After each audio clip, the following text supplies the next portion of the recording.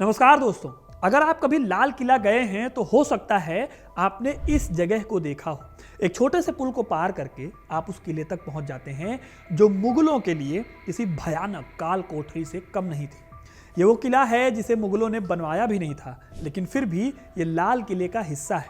कभी औरंगजेब ने इस किले को जेल में बदल दिया था। इसी किले में उसने अपने भाई मुराद बख्श को कैद कर लिया था और अपनी बेटी जेबुन्निसा को भी औरंगजेब ने इसी किले की काल कोठरी में 20 सालों के लिए डाल दिया था। इसी किले में एक मुगल बादशाह की भी मौत हुई थी और मध्यकाल की कई शख्सियतों को यहाँ पर कैद करके रखा था। आज मैं आपको मुगलों के लिए शापित इस किले की कहानी सुनाऊंगा। किसने बनवाया था ये किला और कैसे इस किले में मुगलों के अंत की कहानी लिखी गई। साथ ही वीडियो के एंड में आपको पता चलेगा कि इस किले से नेताजी सुभाष चंद्र बोस का क्या खास रिश्ता है। तो वीडियो को इन तक जरूर देखिएगा, क्योंकि अपना इतिहास नहीं जानोगे तो खुद को कैसे पहचानोगे। दिल्ली का लाल किला हर साल हजारों लोग घूमने आते हैं। इसी शानदार किले की प्राचीर से भारत के प्रधानमंत्री हर साल स्वतंत्रता दिवस के मौके पर देश को संबोधित करते हैं। लेकिन जो लोग लाल किला घूमने आते हैं, अगर उन्हें इसी किले से जुड़े हुए सलीमगढ़ किले का इतिहास पता चल जाए तो शायद लाल किले से ज्यादा लोग सलीमगढ़ किले को देखने जाएं। भले ये किला आज लाल किले का हिस्सा है, लेकिन इस किले को किसी मुगल ने नहीं बल्कि सलीम शाह सूरी ने बनवाया था। इसी किले में आगे चलकर मुगल राजकुमारों, सम्राटों और कई रईसों के लिए यह किला बुरा सपना बन गया। लेकिन सलीम शाह सूरी ने दिल्ली में यह किला कैसे बनवाया, उसकी कहानी भी बेहद दिलचस्प है। देखिए, सलीम शाह सूरी के पिता थे शेर शाह सूरी, जो पहले मुगल सेना में ही काम किया करते थे। लेकिन जब बाबर ने आखिरी लोधी सुल्तान इब्राहिम लोधी को हराया तो शेर शाह ने भी बिहार के आसपास के एरियाज पर कब्जा कर लिया। शेर शाह भी मुगलों की तरह ही अपने राज्य को बढ़ाना चाहते थे, विस्तार करना चाहते थे। इसी दौरान साल 1530 में मुगल बादशाहत आती है हुमायूं के पास। उस वक्त हुमायूं बहुत छोटा था। शेर शाह ने इस मौके का फायदा उठाया और हुमायूं को हराकर उसने सूर राजवंश की स्थापना की। साल 1539 में चौसा और उसके बाद 1540 में कन्नौज, इन दोनों की लड़ाई में हुमायूं को भारत से भागने पर मजबूर कर दिया और इस तरह दिल्ली पर शेर शाह सूरी का कब्जा हो गया। लेकिन 5 साल बाद अनफॉर्चुनेटली 1545 में शेर शाह की मौत हुई और उनकी जगह पर सिंहासन पर बैठे इस्लाम शाह सूरी, जिन्हें सलीम शाह के नाम से भी जाना जाता है। अब शेर शाह की मौत के बाद हुमायूं को फिर मौका मिल गया दिल्ली पर कब्जा पाने का। सलीम शाह भी जानते थे कि हुमायूं कभी भी हमला कर सकता था, इसलिए उसने सलीमगढ़ किले को बनवाया।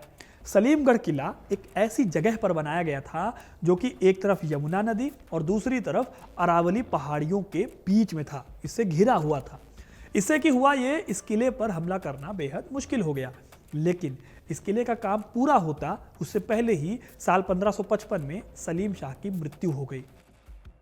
फिर इसी साल हुमायूं ने दिल्ली पर कब्जा कर लिया। इस तरह से सलीमगढ़ किले पर हुमायूं का कब्जा हुआ।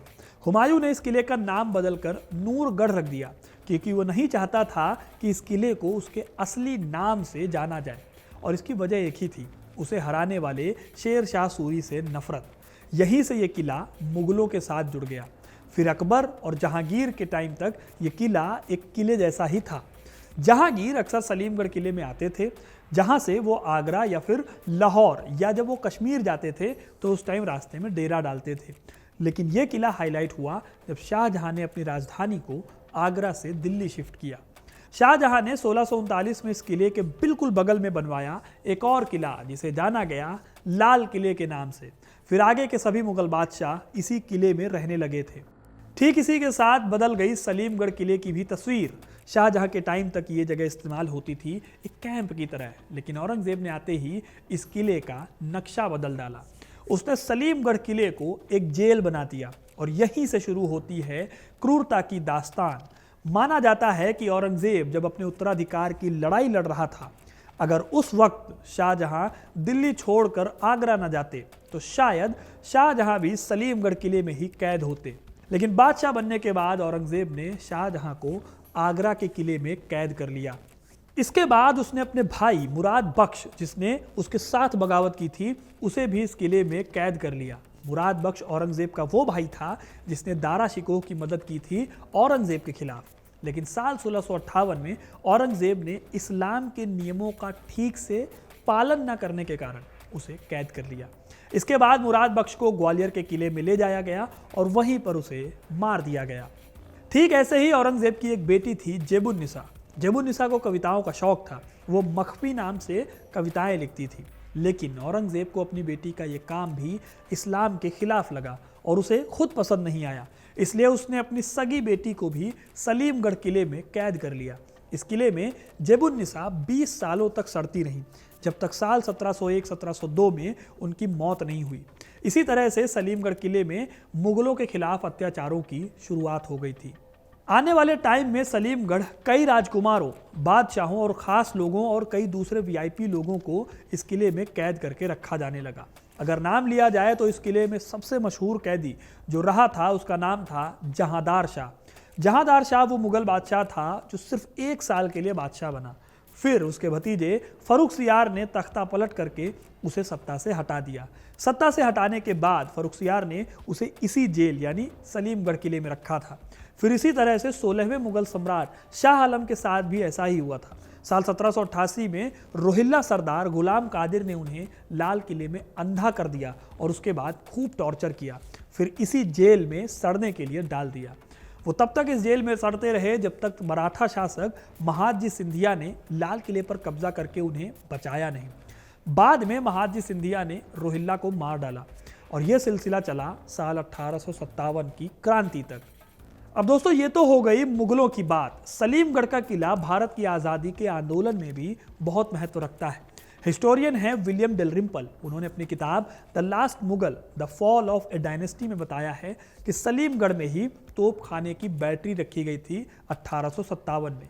यही वो किला भी था जहां पर मुगल बादशाह बहादुर शाह जफर स्वतंत्रता सेनानियों से मिले थे और यहां उन्हें विद्रोह का नेता घोषित किया गया था। साल 1858 में बहादुर शाह जफर को विद्रोह में शामिल होने की वजह से बंदी बना लिया गया था और आपको ये पता होगा कि उन्हें बर्मा की रंगून जेल में रखा गया था। लेकिन रंगून भेजने से पहले तक बहादुर शाह जफर भी इसी सलीमगढ़ किले की काल कोठरी में कैद रहे थे। दोस्तों जब ब्रिटिश शासन आया तो सलीमगढ़ का इस्तेमाल जेल की बजाय छावनी के तौर पर हुआ, लेकिन 1940 के बाद ये किला फिर से एक जेल में बदल गया। इस जेल में इस बार रखे गए थे सुभाष चंद्र बोस की आज़ाद हिंद फौज के सैनिक और उन पर यहीं से मुकदमा भी चला था जिसे लाल किला केस के नाम से जाना जाता है। इस केस में शाहनवाज खान, प्रेम कुमार सहगल और गुरबख्श सिंह ढिल्लो जैसे इंडियन नेशनल आर्मी और आईएनए के कई सैनिकों को सलीमगढ़ के बैरकों में कैद किया गया था। आज़ादी के बाद यह किला भारत सरकार के पास आ गया और 1995 वो साल था जब सलीमगढ़ को भारतीय स्वतंत्रता सेनानियों के लिए एक स्मारक में बदल दिया गया।